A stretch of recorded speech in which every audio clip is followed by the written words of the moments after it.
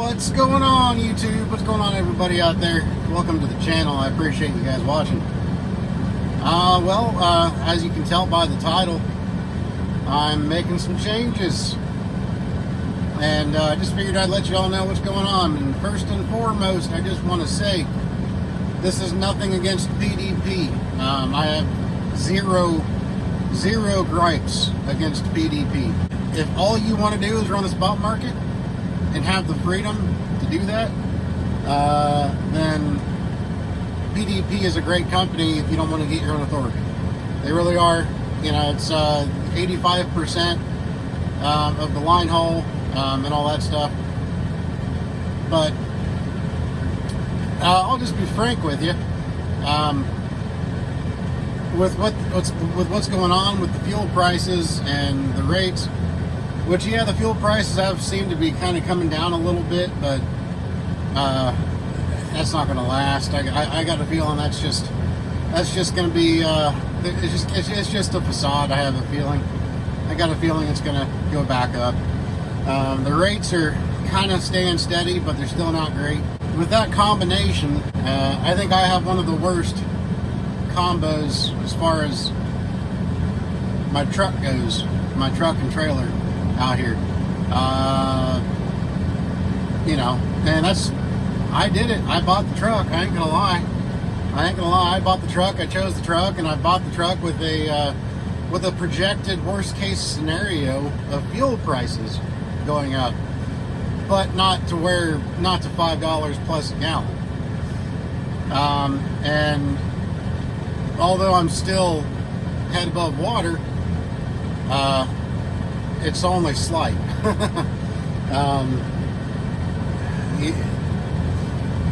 It's one of those situations right now where I just feel like I'm just spinning my tires and I'm not gaining any traction, but I'm not falling back down the hill either. Somebody reached out to me a couple months back by the name of Mike Ort.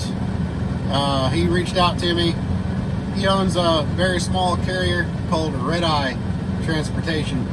And a lot of the YouTubers on here know who he is. He's not on YouTube, but he's friends with a lot of the YouTubers. He's friends with Sammy Makes Sense, the Asian My Show with Alex. He knows a lot of the people on here, and they all know him.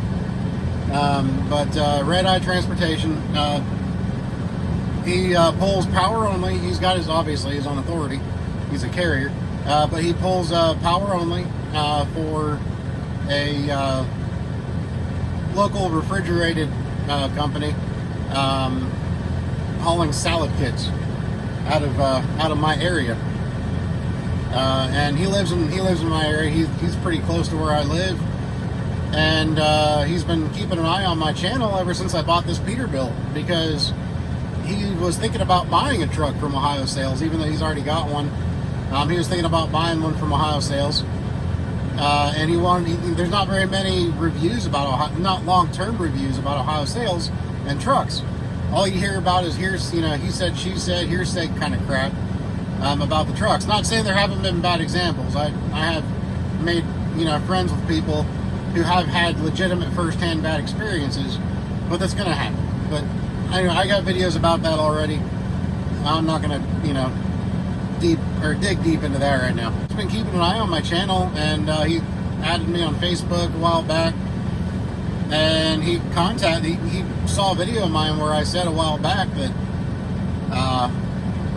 the way fuel rates were and the volumes for freight and things like that, I might have to seek alternative methods, an alternative route to run the truck with. And before that happened, I was thinking about getting my own authority, but even now, I don't. Right now with this setup, an old Peterbilt Caterpillar pulling a dry box, it's just not sustainable on the spot market right now. I'll just, like I said, I'm just straight up honest. I'm sure there's people that can do it out there, especially if theirs is completely paid off, things like that. But even still, the monthly payment on this thing is nothing compared to the fuel cost.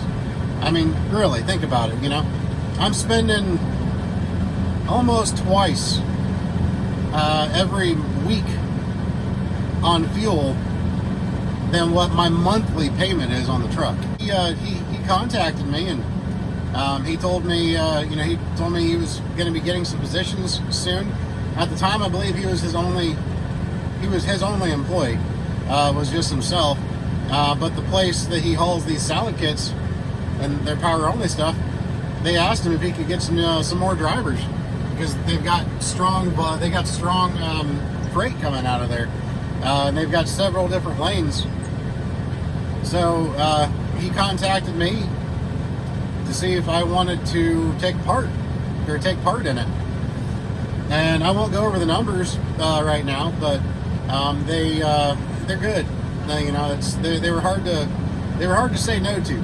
I'll just say this: the numbers are plenty good enough to make the rates to make what the fuel costs are right now not a worry at all. Not a worry at all. Even with this truck. So yeah, I just decided, you know what? That's a position like that is exactly what a truck like this is meant for, which just sounds kind of dumb. I mean, obviously, you always want to do what you can to save money. So any truck that gets better fuel mileage is going to make you more money. But if you want to have if you want to have a pretty Peterbilt, which I'm not saying mine's all that pretty, it's rough around the edges.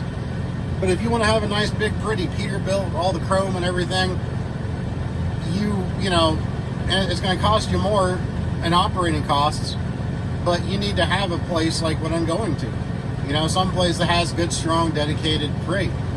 And the good thing about this dedicated position is that it's a round trip. It's a round trip power only drop and hook. So I'll be taking the freight to where it needs to go, wherever the destination is on that particular lane, and then I drop the loaded trailer. It's not all drop and hook, but it's like 98%. I drop the trailer, and then I will pick up either a trailer that's loaded with dunnage or an empty trailer if they don't have enough dunnage to fill a trailer, and then I bring it back, and I get paid the same regardless. And there's other things here and there, like I might have to bobtail from some place to another place. It's not very far at all, but I get paid to bobtail.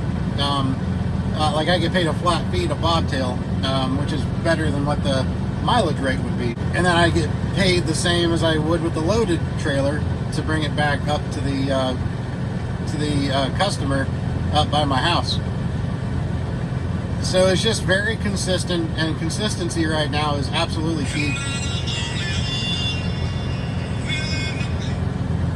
Sorry, Mike. That was a buddy of mine, Mike. It's funny. That's a buddy of mine. His name is Mike. He bought a truck at Ohio Sales. But the other guy who I'm going to work for, his name is Mike. Different Mikes. Ooh, I lost my train of thought. Thanks, Mike. Appreciate it.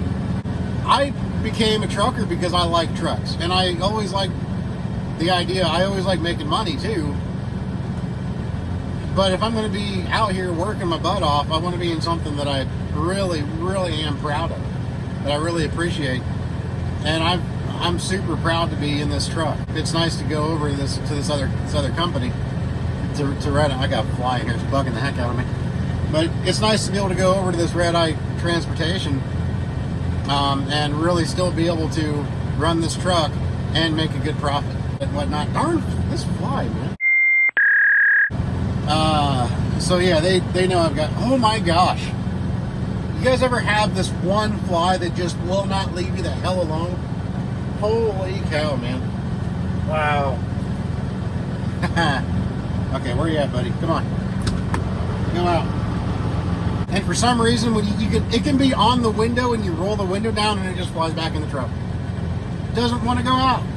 But the cool thing is, like I was saying earlier, the fact it's a round trip load, round trip lane, I don't even have to worry about, crappy spot market rates to get me back.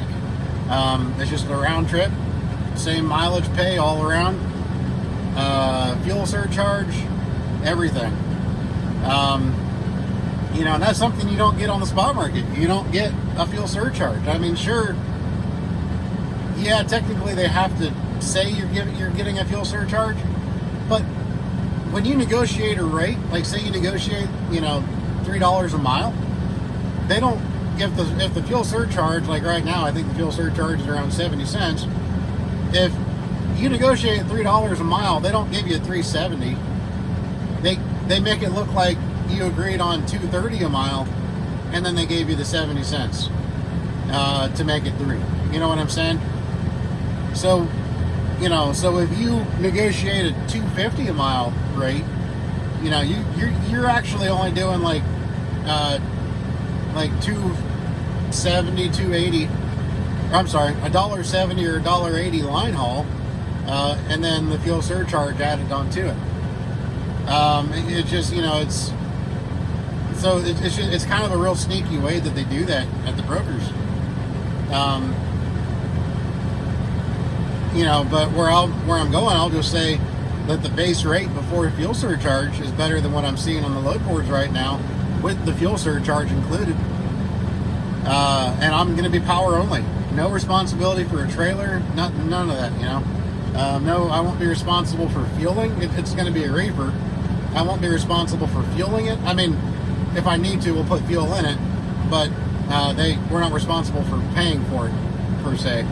If we do have to pay for a little bit of fuel in the reefer, they reimburse. And it's really a no-brainer, in my opinion. I just called PDP and told them I'd be making the move, and they were sorry to hear it, but they understood.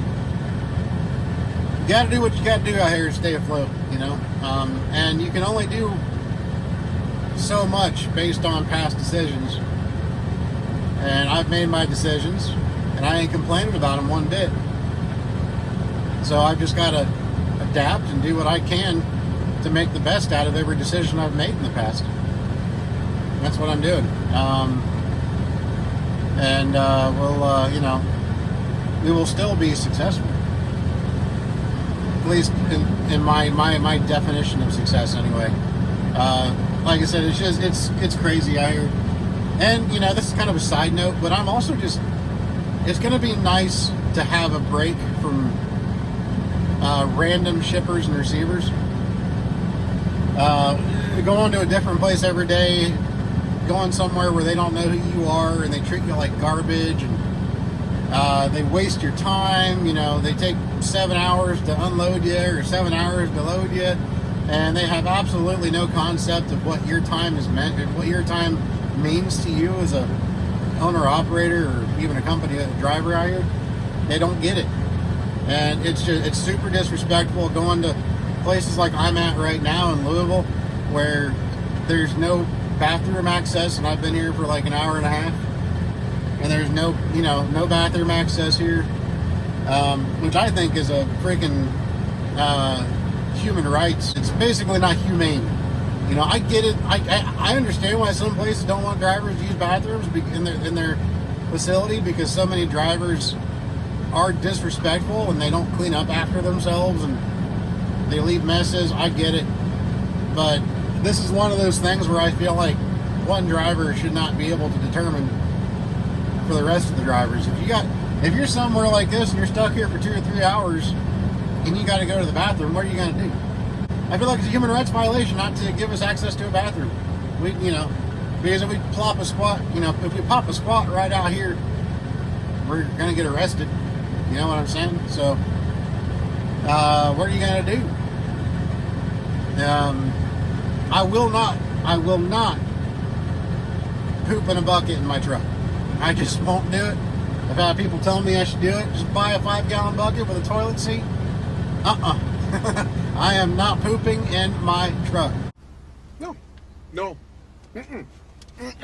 No. Hell no. No. I refuse. No.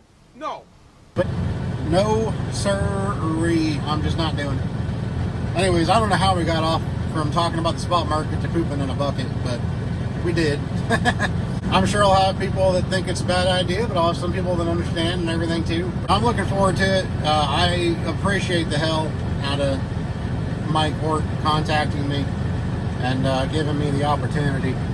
He's got me a place to park the truck because I won't even be parking the truck with a trailer. I'll just be bobtail parking.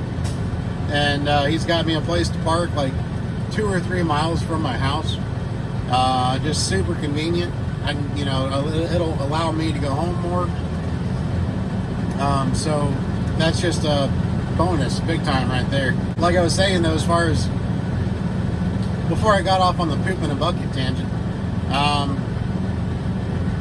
it's, I feel like it's becoming a lot more common out here to be completely disrespected by the customers, by the shippers, by the receivers.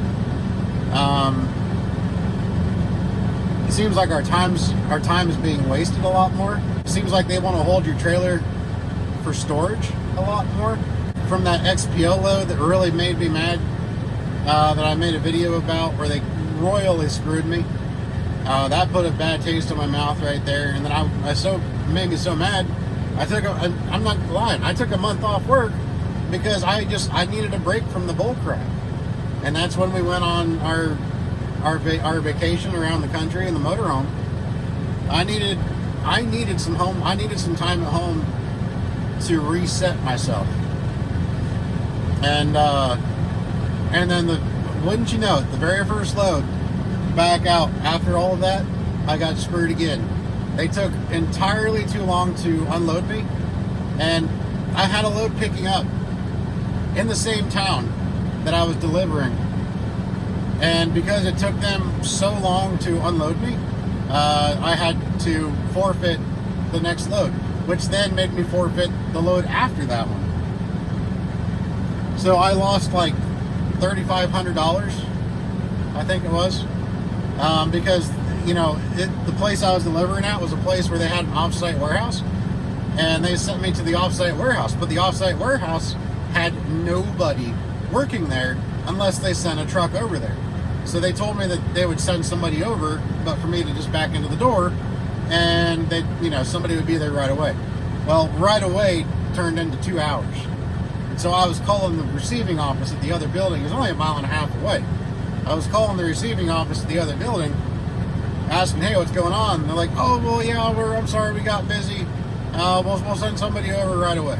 Well, then 30 minutes later, nobody's there. And this went on several times, and I kept calling them, and they kept telling me they were sending somebody. Nobody came. Nobody came until it was too late for me to go get the next load. I lost out on it, But yeah, I just feel like it's just nothing but disrespect out here anymore. And it's a waste of our time. And on top of all that, all these loads that you see on the load boards lately that are going like 300, 400 miles, but they have a 3-day delivery. You can't make any money like that. You cannot make any money on a 300 or 400 mile load that's only that has a 4-day turnaround on it. There are way too many of those now. It is way too common now. They're wanting to use your trailer for storage for free. Don't pick up those loads unless it's just perfect for you, like it's going back home and you're going to take some time off anyway. Don't take one of those loads. Don't look at it and be like, oh, hey, this one's paying $3 a mile. I'll go ahead and take this load. It's the other ones are only paying $2.30 a mile. I'll take this one for $3 a mile, even though I'm going to be sitting for 3 days. Don't do it. It is a complete waste of your time.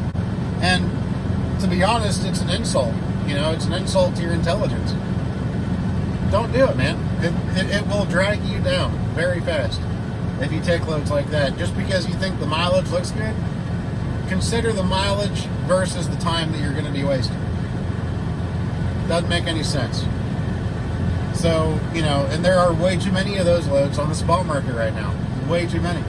Or like an 800 mile load that you can easily do, in less than 1.5 days, but technically not one shift. But, you drive one day and then you get up and you drive another hour and a half and then you're there. There's too many like 800 mile loads that are taking a week to deliver. So you're only making like, $2,200 for the entire week, and that's before you take fuel out.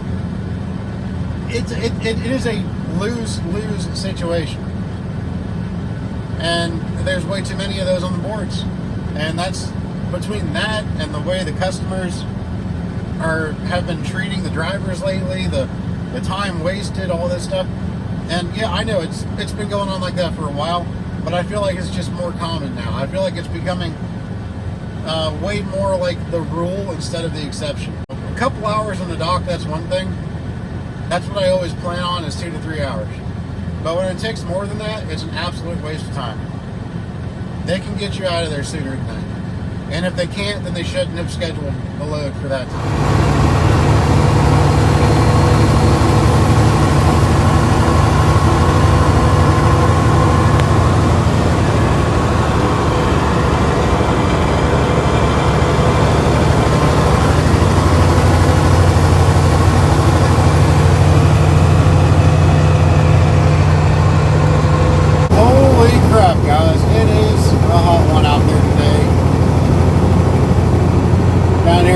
Missouri right now, just drove through there.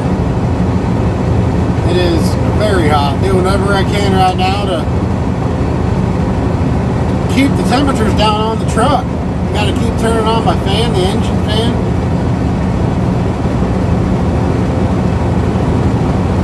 It is hot right now.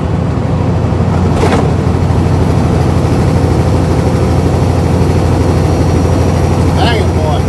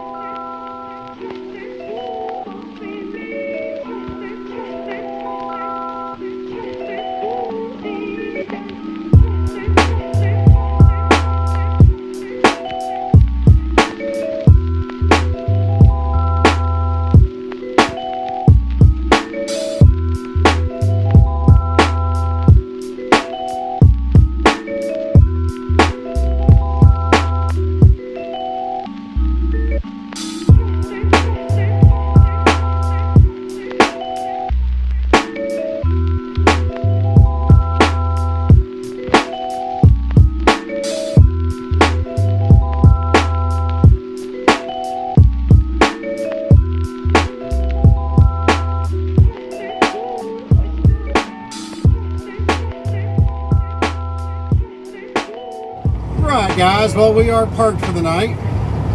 Let me turn off my logs. We are parked here for the night in Strafford, Missouri. Yeah, like I said, I'm going to be going down to Marietta, Oklahoma, so we're not too far from there, about 380 miles. I'll probably be there around noon tomorrow, somewhere around there. Let me know what you guys think down in the comments about what I talked about earlier, about what I'm doing. What are you guys doing to keep your head above water right now? Are you guys just kind of dealing with it?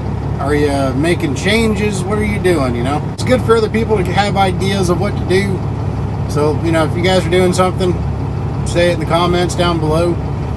Give other people ideas. You know, I think right now is a great time to seek out, if you're, you know, signed on with a carrier, right now is a good time to seek out dedicated freight. You know, it just might not be a bad idea. Or if you have a, you know, more fuel efficient operation than I do, then stick it out in the spot market and see where it goes.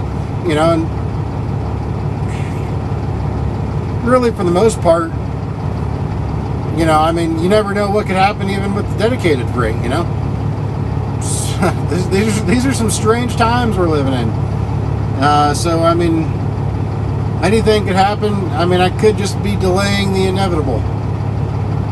But that's just what I'll keep doing. I'll keep pushing it off for as long as I can. And when it gets to the point that I can't anymore, then I guess we'll just deal with it.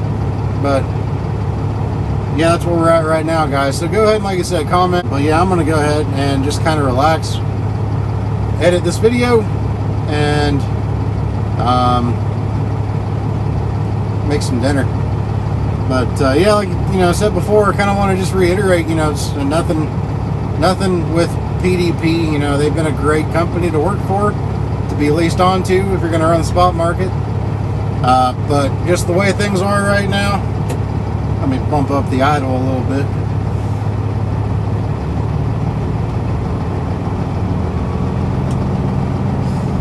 I know a buddy of mine is probably going to be watching this screaming at the computer or the phone right now.